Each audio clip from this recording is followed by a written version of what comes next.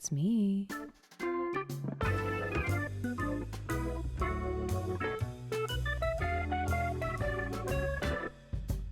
Hi everyone, welcome to the show. So today we're going to talk about friendships, guys, besties, ex-besties. Friendship is a slippery slope. I feel like we talk about relationships and dating a lot, but oftentimes like the conversation doesn't translate into our platonic friendships. And when platonic friendships break down or when there's conflict, I mean, it's like really painful, and I feel like it doesn't come with the same grieving period that like relationships do. So in a few minutes we're actually going to chat with my ex-best friend. Just kidding, we're best friends again, but we did go 4 years without speaking, and it was pretty significant for both of us. So I'm going to tell you a little bit about that story, but before we get too far into it, let's see what the cards have to say for us today.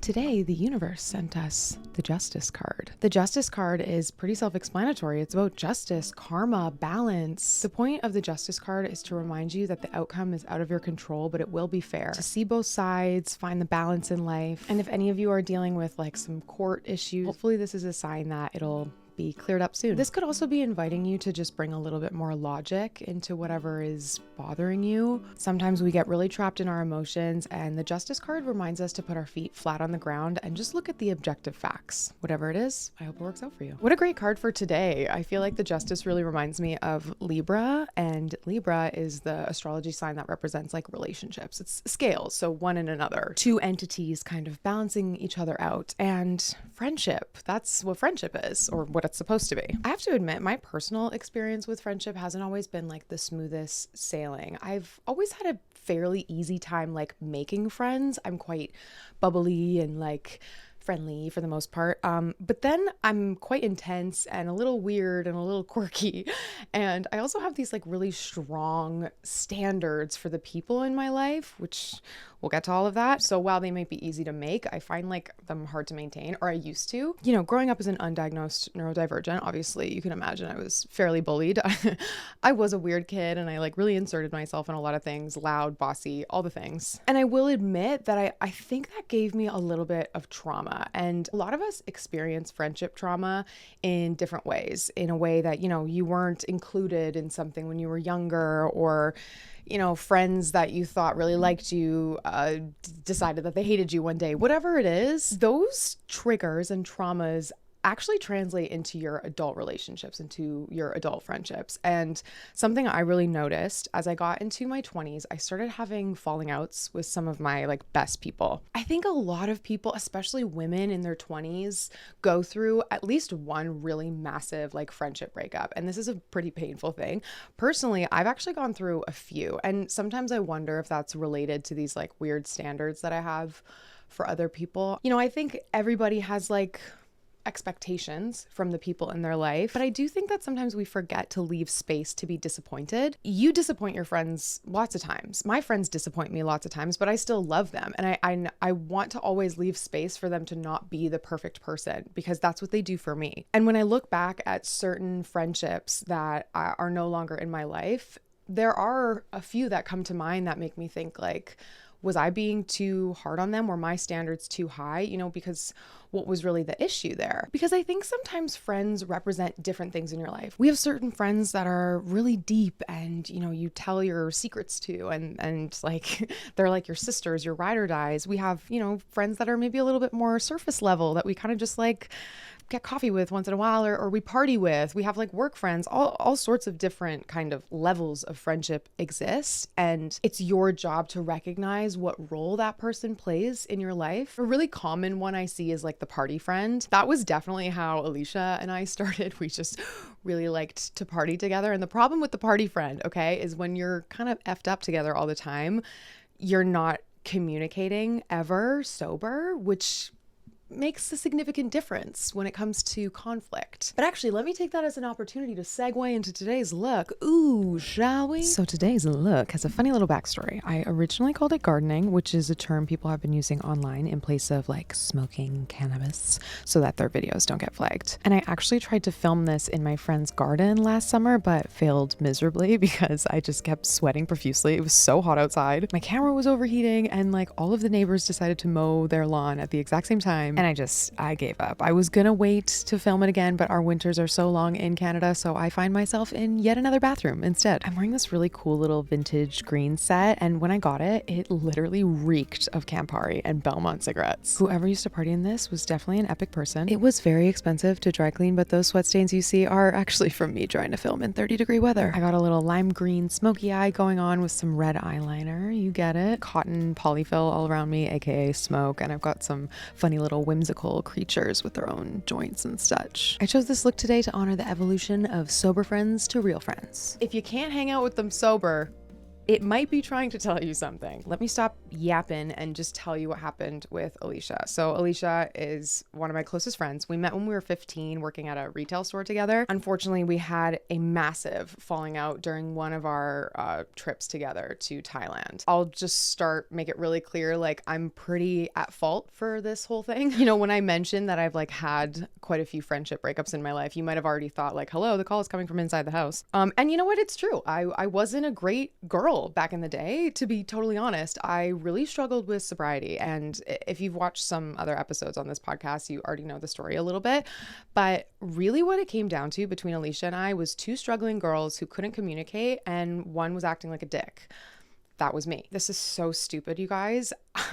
We were going to Thailand and we had this plan to try mushrooms together for the first time, and then Alicia got there and decided she was really anxious about it and didn't want to do it. And then I was basically mad at her for not wanting to do mushrooms with me. Like, how stupid is that? Don't even get me started. I'm aware. It was awful. It was just an awful experience. I expected like way too much of her. I was controlling her. That sounds really messed up, but I hope that some of you might like understand that weird tick we have as humans to like control sometimes. I was doing that to somebody that I like really, really love. While we were on the trip, she decided that she couldn't stay with me anymore. Obviously, I was being a really unsafe friend, and she was like, listen, I'm not coming with you anymore. And I saw that as a huge betrayal and basically told her to go F herself. And then we didn't really speak for 4 years. Obviously, there were lots of little things that happened, but luckily, Alicia and I found our way back to each other. You know, I see a lot of conversations online about how people say that work friends aren't real friends and they like don't transition to real friends. I couldn't disagree more. I agree and disagree, because I feel like some people I'm friendly with go to happy hour, clock in, clock out, friendly. Yeah. Some people I don't care if they're in my life or not afterwards, but you quit and they're like gone. There's different levels of work friends. Work besties. Yeah, there's different levels. We're the good work besties. Yeah, hello. We used to nap in the jean shelves. I did. I think you did too. I definitely did. Yeah. Those t-shirts were very comfortable. There's the boot section where all the drama was, though. Do you remember that one time that I took a nap in the boot section? Came over and was like, Anisha, remember I was napping with you? And you were working, and I was literally just lying on the couch, like in the middle of a shift. That is ridiculous. We didn't work that hard. The audacity. No, we did not. But you know what we did work hard at? Our friendship. Oh, I was going to say something else. Oh, what were you going to say? Drinking. Partying after our shift. There was one time where we did not survive the girls' trip. Unfortunately, 1 year. We did not. So we're going to talk about friendship breakups today, because I would say it's a rite of passage. I want to say in your 20s, but I think just in life, it's a big thing. Yeah, I would say it's arguably more difficult than a relationship breakup. I could not agree more. Yeah. There's no like acceptable grieving period. Like in a romantic relationship, it's like, get some ice cream, like just chill for 20 minutes. Yeah, like, oh, you know, they don't deserve you. What do you do with a friend? Yeah, no, you just, yeah. I had a harder time with our friendship breakup than any other romantic breakup. I would agree, and like it affected me in a way that was like really surprising, because I had people reach out to me on it, like as if it were a real breakup, or as if I had lost someone. We were really close. It was a big deal. I also had people be like, what happened? Yeah, my mom especially, like my really, really good friends like reached out after, and like, because it was what happened, and we'll get into it, was crazy, and it was just like a really overwhelming experience for both of us. And having people check in on me after was good, and I had no idea what you were doing, and like I wanted to check in on you too, but then I was like, well, also fuck that, because fuck this bitch. Fair enough. Something to keep in mind is we were very young. We were like 20. This is smooth 19, brained. yeah. You were 19. I think you would have been 19. I was probably 20. Yeah, I was still 19 because we had done, and to preface this, we Yeah. had traveled together before. Like that's almost exclusively our friendship was traveling. Yeah. Like I would come visit Anisha in Toronto. Or wherever I the fuck came it to visit was. her around the world, like on a cruise ship in Europe. Yeah. Same problems you were experiencing, just not at the same level yet. And then this trip was very different because it was like the height of like where Problems. your struggle was. Yeah. And a pretty big like catalyst in your life too. Like that was a very dark time. I had a friend right before our trip who committed suicide, and like I was like dealing with that at the same time. So like these things that we wanted to do, I felt like I wasn't in the right mind space to like try certain things, and I knew that limit for myself. And you were pushing me, and I felt in that moment you were pushing me because you didn't want to do it alone, and you wanted someone to be with you in where you were, and I couldn't be with you because I was in my own space. Yeah. I remember you saying like, why won't you do this with me? Like we said we would do this when we were here. And I was like 100% like, I want to, but I'm just not today. Yeah. And like just not being in the same space, like literally not in the same space. It's so hard like hearing you talk about me saying something like that. It's so out of character for me, Yes. like at my core. Yes. I'm not, even though I'm an encouraging person, I'll always tell somebody to have fun, but I'm not like a peer pressure No. at what I believe in. I Yes. used to be pretty badly because of this kind of what we're talking about, just wanting somebody to do silly things with you so that you could pretend like you weren't incredibly sad and like struggling. Like that stuff is like just so like it was how I acted when I was in pain, but it's just so not me. No, as a I don't person. think so. I just feel like I'm really quite thoughtful. Yes. As a person. Well, and that's why the reason why I was so concerned is because I was like, this is not Anisha. This is not the Anisha I know. Yeah. And like that's when I knew something was like terribly wrong. I mean, hurt people. That quote. That's really not okay. And I didn't realize how much you were struggling because I was struggling. So I couldn't see anything past my own little fucking mirror, which is not good. And that's kind of like that. If anything, maybe that was the theme of what happened, is that you were struggling. I was struggling. I was okay. Yeah. I was more worried about what you were struggling with. And whenever I tried to bring that up, it was... I didn't communicate much back then, eh? Wasn't really my favorite thing to do. The funniest part is the airport. Oh my God. That was hilarious. Yeah. We finally meet at the airport and we're angry at each other. So I go to the desk and I change my seat because I don't want to sit by Alicia. Alicia goes to the desk. She changed her seat. We walk onto the fucking plane, barely speaking, and we both look at our seats. They had literally moved our seats next to each other again. And we were still sitting beside each other. Unbeknownst to us. I was like, I asked to change my seat. And then you're like, so did I. And I was like... But luckily the back of the plane was empty. So Anisha just moved. Yeah.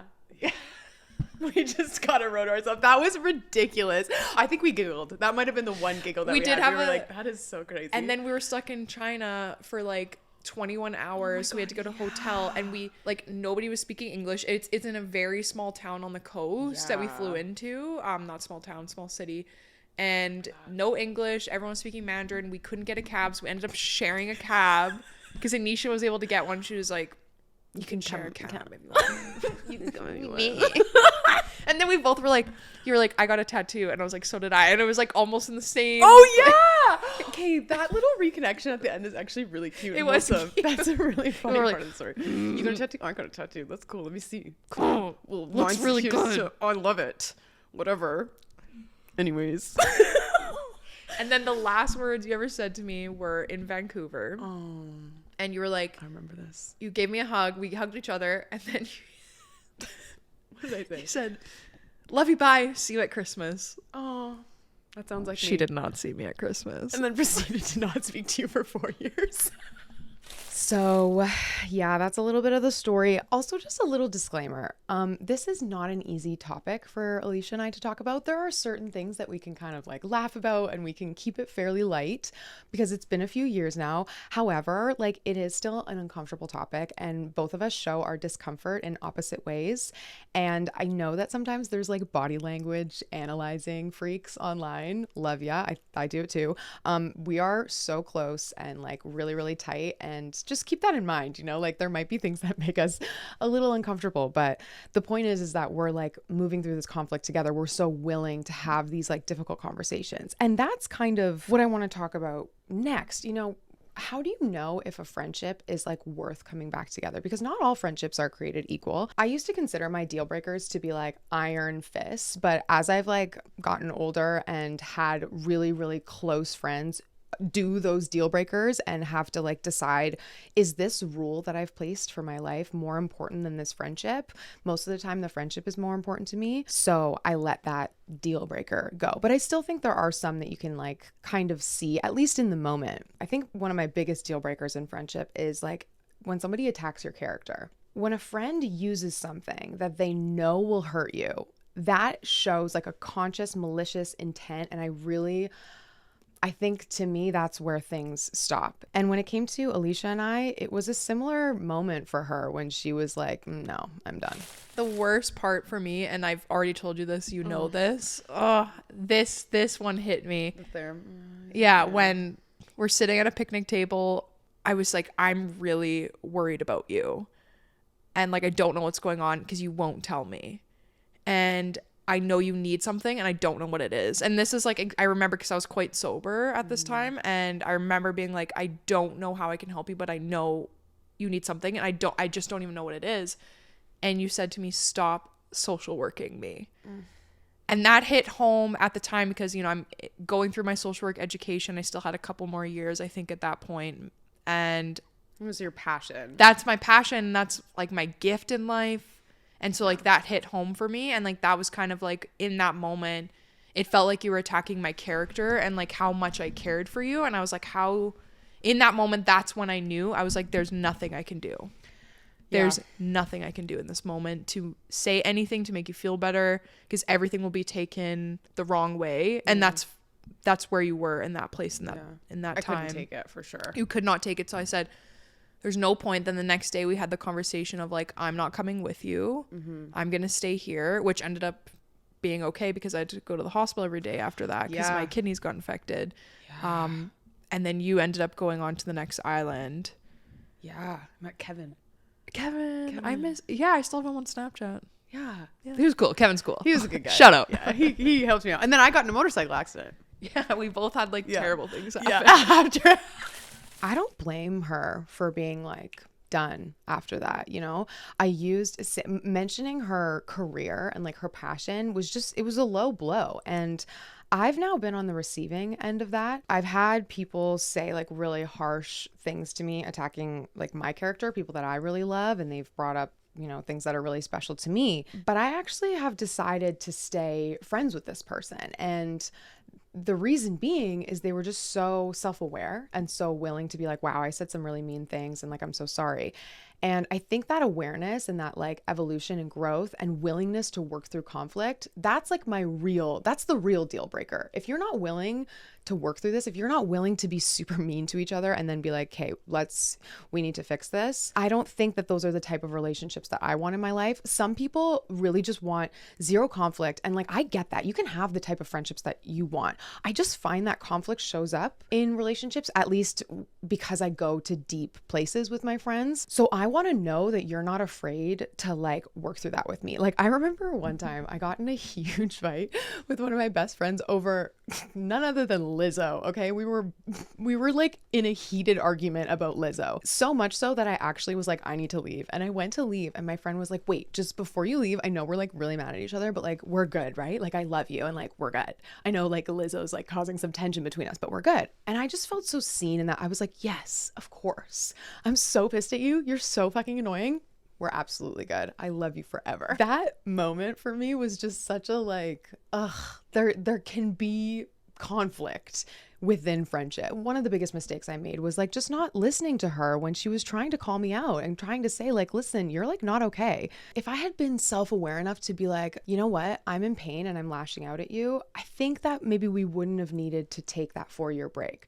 But obviously we did need to take the 4-year break because I couldn't even see how much I was hurting her. And that was on me. It had to come from me. How do you know if you want to reconnect with them? Well, are they willing to see what they've done wrong? Are you willing to see what you've done wrong? I had one friend that I loved so much. And at the end of our friendship, after a big conflict, she sent me an 11-minute voice note, basically outlining every trauma I had been through and readjusting it to explain how it was actually my fault. Saying some of the most awful things that I have ever heard about me. Some of my deepest, darkest thoughts coming out of the mouth of somebody that loves you so much. I mean, it was crazy. It was one of the most awful moments ever. And after listening to that voice note, I was like, obviously I was done and there's no coming back from that. But when I actually think about it, if that person came to me and was like, I was in a lot of pain and like I was lashing out and I'm sorry,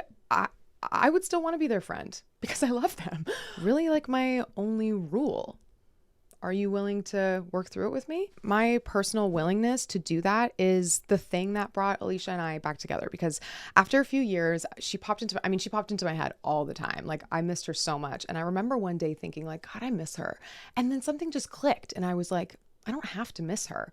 Why isn't she in my life? And then all of a sudden things started to make sense. And I was like, wait a second, you suck. Why did you push her away? She didn't even like it. Really? Things started to make sense. So I reached out to her, I sent her a message and I asked her, what was it about that message that actually made her want to forgive me for some of the things that I had done? Like what made it okay for you to respond to that? How did you know like, okay, this is actually a potential friendship reconnection versus like, no, this is over. I saw your true colors kind of thing. That's a really good question actually, because people in my life asked me that question when I had said that yes, who reached out to me. Yeah. You sent me a very short message and it was something like I could go back and look at. I still have it on Facebook. But it's like, hey, I don't even know where to start. Yeah. I'm sorry for everything. Can we talk? And I'm going to get emotional. Like, just like reading it, it was like, okay, so the most important thing was you owned how uncomfortable it was. Like you named it. Hey, I don't even know where to start. Like so much has happened. But that was like the vulnerability and like the bravery that it would take for someone to do that. Like I had to put myself in your shoes being like, what would be going through Anisha's mind right now? Like what's going on for her to say this? And I just accepted. I was like, wow.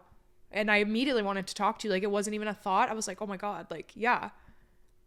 I'm so happy. I was nervous.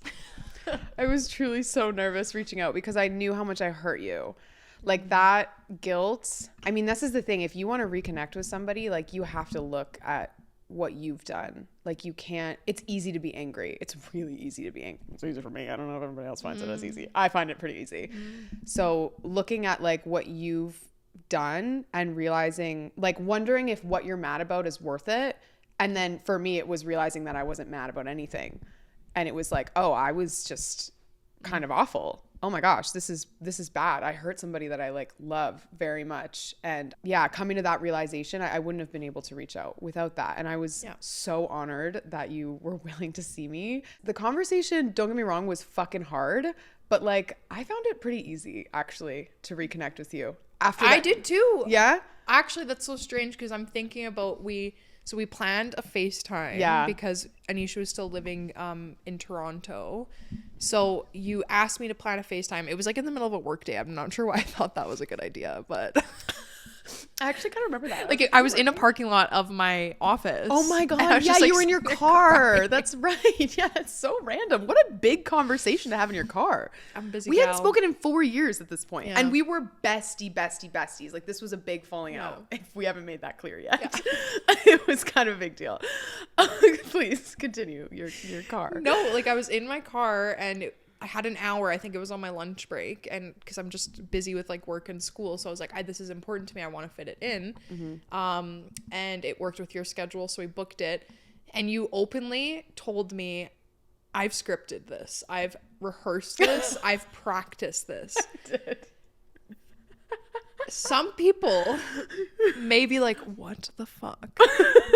That is like odd. it seems fake or Yeah. it's not real, but I had the opposite impression of like, this is how important it is for her to say the things that she needed to say.